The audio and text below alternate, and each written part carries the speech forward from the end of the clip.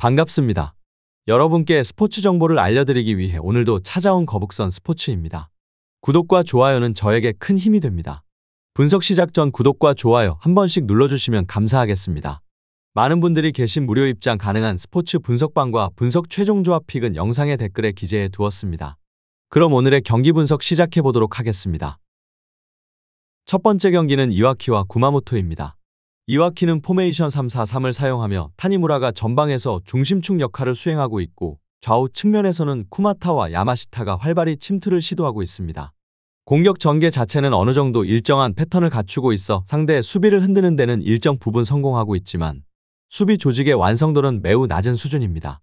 가장 뚜렷한 문제는 수비 라인과 중원 사이 간격이 지나치게 넓게 벌어져 있다는 점입니다. 이 공간은 상대 미드필더에게 침투 및 슈팅 공간으로 쉽게 활용되고 있으며 실제로 이와키는 해당 구간에서 유효 슈팅을 가장 많이 허용하는 팀 중 하나입니다. 또한 측면 수비의 전진 성향이 강한 탓에 뒷공간이 자주 비워지는 문제가 반복되고 있습니다. 윙백이 공격 가담 후 제자리를 찾기까지 시간이 오래 걸리고 있으며 이 과정에서 커버를 맡아야 할 수비 자원이 제때 위치를 잡지 못하는 모습도 자주 연출되고 있습니다. 세컨볼 대응에서도 집중력이 떨어지는 장면이 많아 박스 근처에서 루즈볼을 상대에게 쉽게 넘겨주는 경우도 잦습니다. 이런 수비 구조는 상대 팀의 빠른 침투 전개나 롱볼 전략에 매우 취약한 형태입니다. 반면 로아소 구마모토는 포메이션 3-1-4-1을 기반으로 보다 조직적이고 유기적인 전술 전개를 보여주고 있습니다. 공격진에서는 한다이와 후지이가 전방 압박과 라인 브레이킹을 병행하며 수비 라인을 끊임없이 흔들고 있고 중원에서는 카미무라가 경기 흐름을 조율하는 핵심적인 역할을 맡고 있습니다. 그는 하프스페이스 침투, 측면 확장 그리고 롱볼 전환에 모두 능하며 팀 전술의 중심축이라고 해도 과언이 아닙니다. 구마모토의 장점은 상대의 약점을 정조준할 수 있는 구조를 갖췄다는 점입니다. 이와키의 중원, 수비 간격 문제와 측면 뒷공간 노출은 구마모토의 공격 전개 패턴과 정면으로 맞물리는 전술적 상성을 갖고 있습니다. 특히 후방에서부터 빠르게 연결되는 롱패스와 윙백의 오버래핑 전개는 이와키 수비에게 큰 혼란을 야기할 수 있습니다. 또한 구마모토는 2차 침투에도 적극적으로 가담하며 박스 근처에서 인원수를 늘리는 데 능해 득점 기회를 창출하는 빈도 자체가 높습니다. 수비 측면에서도 구마모토는 3백을 기반으로 하되 중원 커버와 세컨볼 대응이 조직적으로 이루어지고 있어 이와키의 단조로운 전개를 무력화시킬 수 있는 가능성이 큽니다. 후반전으로 갈수록 더 많은 세컨볼 싸움에서 우위를 점하고 점유율을 바탕으로 경기를 안정적으로 마무리할 수 있는 역량도 갖추고 있습니다. 결론적으로 이 경기는 양 팀의 구조적 차이와 수비 응집력에서의 격차가 승부에 결정적인 영향을 미칠 것으로 보입니다. 이와키는 수비의 기본 틀과 공간 관리가 무너진 상태이며 구마모토는 이를 공략할 수 있는 침투형 전개와 미드필더 중심의 다이나믹한 움직임을 갖춘 팀입니다. 공격의 다양성과 세컨볼 회수 능력 그리고 수비 안정성에서 구마모토가 한 수 위에 전개를 보일 가능성이 높습니다. 구마모토의 승리와 오버를 추천드리는 경기입니다. 두 번째 경기는 쇼난과 오카야마입니다.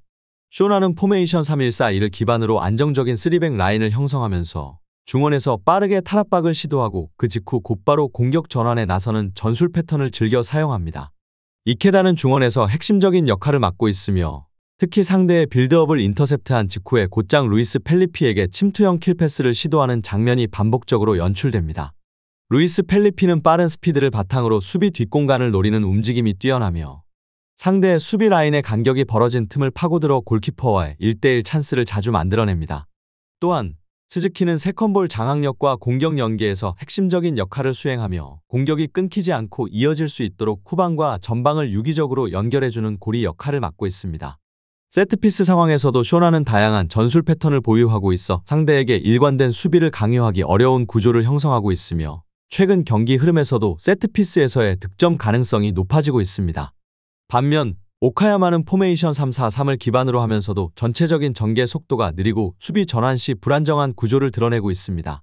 공격진에서는 이치미와 기무라가 중심 역할을 맡고 있지만 역습 상황에서의 차단 능력이 떨어지고 있으며 아타루는 수비 전환 시 복귀 타이밍이 늦어지는 모습이 자주 포착되고 있습니다.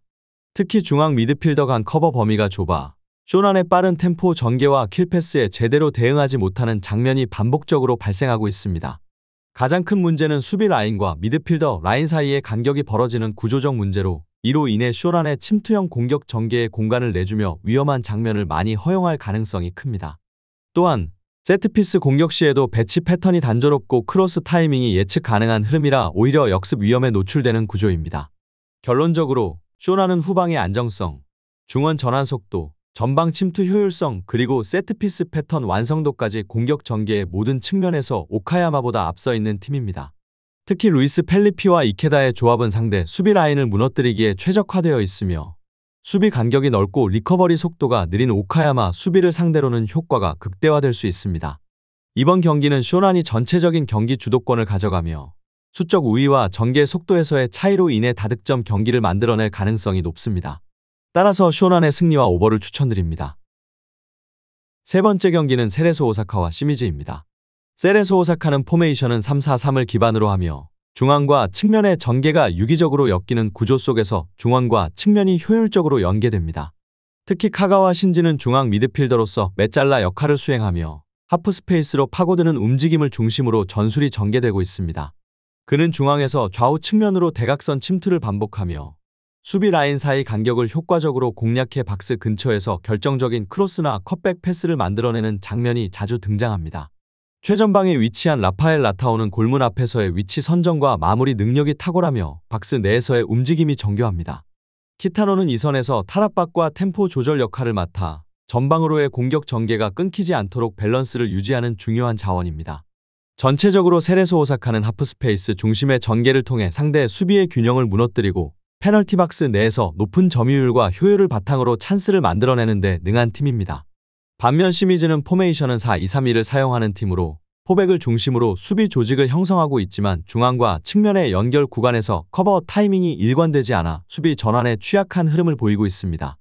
이누이 다카시는 측면에서 볼 운반과 전개에는 능하나 수비 복귀 속도가 느려 뒷공간이 자주 열리며 카피샤바는 중원 압박 과정에서의 위치 선정이 불안정해 상대의 침투를 쉽게 허용하는 모습이 반복되고 있습니다. 특히 수비 라인은 일자 배열 형태로 버티는 경향이 있어 하프 스페이스 관리에 약점을 드러내고 있으며 박스 외곽에서의 수비 조직력 역시 무른 편입니다. 이로 인해 결정적인 컷백 수비 실패로 실점하는 장면이 빈번하게 발생하고 있고 상대 미드필더의 침투에 대처하기 어려운 구조입니다. 결론적으로 세레소 오사카는 카가와 신지의 메잘라 롤을 중심으로 하프 스페이스를 공략하며 유기적인 전개와 효율적인 마무리를 통해 공격 전개에서 확실한 우위를 점하고 있습니다. 반면 시미즈는 수비 간격 유지와 커버 타이밍, 박스 근처 수비 조직력 등에서 구조적인 불안정성을 안고 있어 세레소 오사카의 빠른 전개에 쉽게 무너질 가능성이 높습니다. 양 팀의 전개 속도, 공간 활용 능력, 수비 집중도를 종합적으로 고려했을 때 이번 경기는 세레소 오사카가 흐름을 주도할 가능성이 크며 다득점 양상으로 이어질 전망입니다. 세레소 오사카의 승리와 오버를 추천드립니다. 네 번째 경기는 우라와 레드와 요코하마 FC입니다. 우라와 레드는 포메이션은 4-2-3-1을 기반으로 하며 중원에서는 하라구치와 마테우스 사비우가 중심축 역할을 맡아 안정적인 볼 운반과 전방 전개를 주도하고 있습니다. 이들은 탈압박 이후 전방으로의 전개 속도가 빠르고 전진 패스 정확도가 높아 공격 흐름을 매끄럽게 이어가는 데 중요한 역할을 합니다. 특히 마테우스는 템포 조절과 방향 전환에 능하며 하라구치는 박스 외곽에서 날카로운 전진 패스를 통해 기회를 창출하는 장면이 자주 연출됩니다. 측면에서는 마스오가 핵심입니다. 그는 좌측에서 중앙으로 파고드는 인버티드 무브와 수비 뒷공간을 노리는 침투에서 강점을 보이는 유형으로 라인 브레이킹에 특화되어 있습니다. 상대 수비의 오프사이드 트랩을 무너뜨리는 움직임에 능하기 때문에 빠른 타이밍의 스루패스와의 궁합이 뛰어납니다. 전반적으로 우라와는 박스 근처에서의 연계, 공간 활용, 그리고 역습 상황에서의 마무리 능력까지 균형 잡힌 전개를 이어가는 팀입니다. 반면 요코하마 FC는 포메이션은 3-4-3을 사용하고 있으며 하이라인을 유지하며 전방 압박을 시도하는 전술 구조를 채택하고 있습니다. 하지만 이와 같은 높은 수비 라인은 뒷공간 대응 능력에서 치명적인 약점을 드러내고 있습니다. 루키양은 최전방에서 활발하게 움직이지만 연계 효율이 낮고 스즈키와 야마다는 볼 운반은 가능하나 수비 전환 시 기여도가 낮아 공수 전환 구간에서 허점이 발생하고 있습니다. 가장 큰 문제는 수비 라인의 간격이 넓고 커버 속도가 느리다는 점입니다.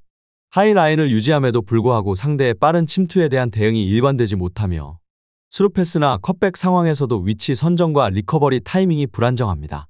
이러한 구조는 우라와 레드의 마스오 같은 침투형 공격수에게 치명적으로 작용할 가능성이 높습니다. 결론적으로 우라와 레드는 빠른 전개의 속도와 뒷공간 침투 전술에 특화된 팀으로 마스오의 움직임은 요코하마의 하이라인 수비를 정조준할 수 있는 가장 강력한 무기가 됩니다. 반면 요코하마는 구조적으로 수비 간격 조절과 후방 커버에서 약점을 보이고 있어 전체적인 경기 흐름에서 주도권을 내줄 가능성이 큽니다. 전술 구조, 템포 활용, 수비 안정성 모두에서 우라와레드가 우위에 있는 만큼 이번 경기는 우라와레드의 승리와 다득점 양상의 경기를 추천드립니다. 더 많은 경기의 정보와 분석이 궁금하시다면 영상 하단의 댓글을 확인해 주시면 되겠습니다. 높은 적중률을 위한 방법은 양질의 정보입니다. 무턱대고 남들 따라 했다간 손실만 볼 뿐입니다.